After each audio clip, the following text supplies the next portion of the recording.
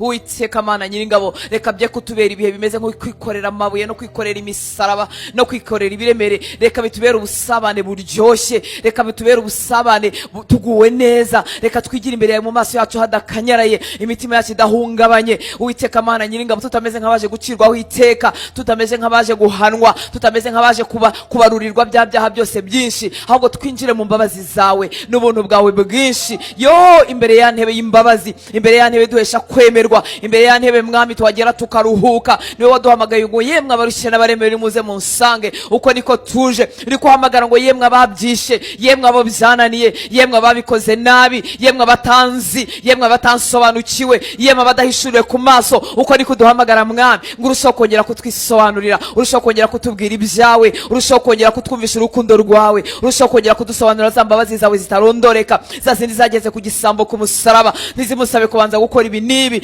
kuko akwizeye gusa, ukamubwira ngo mu kanya turabana muri paradizo. Turaje Mwami ngo muri iyi minsi 7 turushaho kugusobanukirwa, tubone mu maso hawe heza, mu maso yawe huzuye imbabazi, mu maso yawe huzuye ubuntu. Ndasenze Mwami ko tuzamutse hano hantu, amaso yacu akorweho, imitima yacu ikorweho, maze tukumenye, maze tugusobanukirwe. Uwiteka Mana Nyiringabo, ntago tuzamutse twiri twenyine, tuzamukanye na bene wacu dufite ku mitima yacu, tuzamukanye nabo twashakanye, tuzamukanye nabo tuvukana, tuzamukanye nabo twabyaye, tuzamukanye n'ababyeyi bacu, tuzamukanye n'abavandimwe dusengana. Twese turazamutse mu cyumba cyo hejuru Uwiteka Mana Nyiringabo, kugira ngo twihishurire Uwiteka Mana Nyiringabo. Nta gitangaza kiruta kukumenya Kristo, nta gitangaza kiruta kureba mu maso hawe, nta gitangaza kiruta kongera kwigira imbere mwihishurirwa. Ngwino twihishurire Uwiteka Mana Nyiringabo.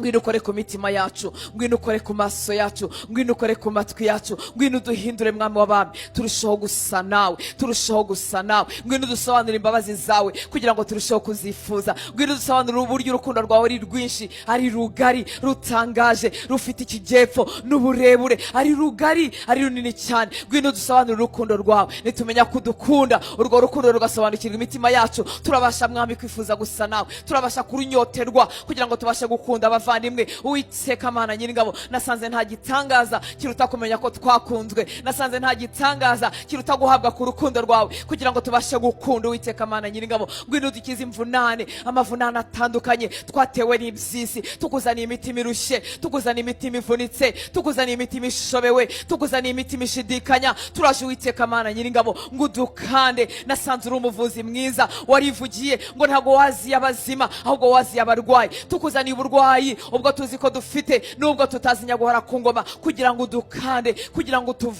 utuvure imvunane zo kutamenya kudukunda, utuvure imvunane zo kwibwira ngo turanzwe, ngo ntidushyitse, ngo ntidukwiriye, utuvure imvunane twazaniwe n'amadini aho kwakira urukundo rwawe, tugahura n'amategeko n'amabwiriza bikomeye bikakaye, maze tukaburana n'urukundo rwawe, tugatunganya iby'inyuma gusa ariko mu mutima harwaye. Turaje Uwiteka Mana Nyiringabo ngo uhere imbere utwunga, uhere imbere udukiza, uhere imbere udukandakanda, utwuzuza urukundo rwawe. Nta mwana wasobanukiwe urukundo rwa se ujya imbere ya se yikandagira, nta mwana wasobanukiwe urukundo rwa se ujya imbere ya se yisobanura, nta mwana wasobanukiwe urukundo rwa se ujya imbere ya se afite ibyo amukinze, yazi neza ko se amukunda kandi ko amubabarira iteka kandi ko yamwakiriye agendana ubushizi bw'amanga. Uko niko tuje Mwami ngo udukorere igitangaza cyo kukumenya, tumenye urukundo rwawe rurenze uko twarumenya, tumenye Mwami uburebure bwabyo, tumenye Mwami ikijyepfo cyabyo, tumenye ubugari bwarwo, maze turwinjire mu Uwiteka Mana Nyiringabo. Isi hora itumanura, igahora itumanura, itubwira ko hari ibyo tutujuje, itubwira ko tudashyitse, itubwira ko tutaboneye. Natwe ubwacu twakwireba tugasanga ntidushyitse, tugasanga ntituboneye, tugasanga ntidukwiriye, ariko wadukunze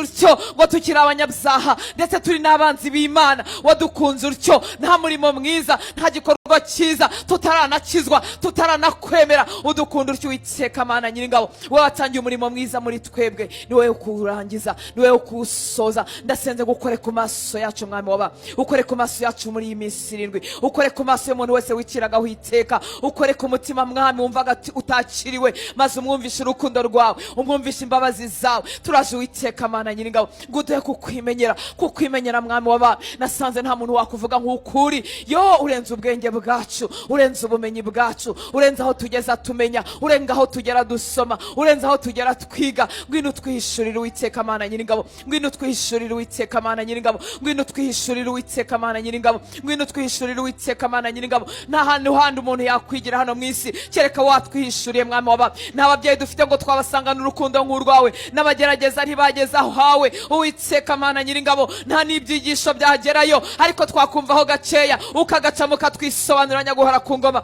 Ngwino ukore ku maso yacu maze tukumenye, maze duhabwe icyo kiruhuko utanga, maze duhabwe ayo mahoro utanga, maze duhabwe uwo munezero Uwiteka Mana Nyiringabo. Turaje nk'abana bawe ngo utumare umunkanyari mu maso, utumare umunkanyari mu maso. Dusogongere ku buryohe bw'agakiza, dusogongere ku munezero wo kumenywa nawe, dusogongere ku munezero wo gukundwa nawe.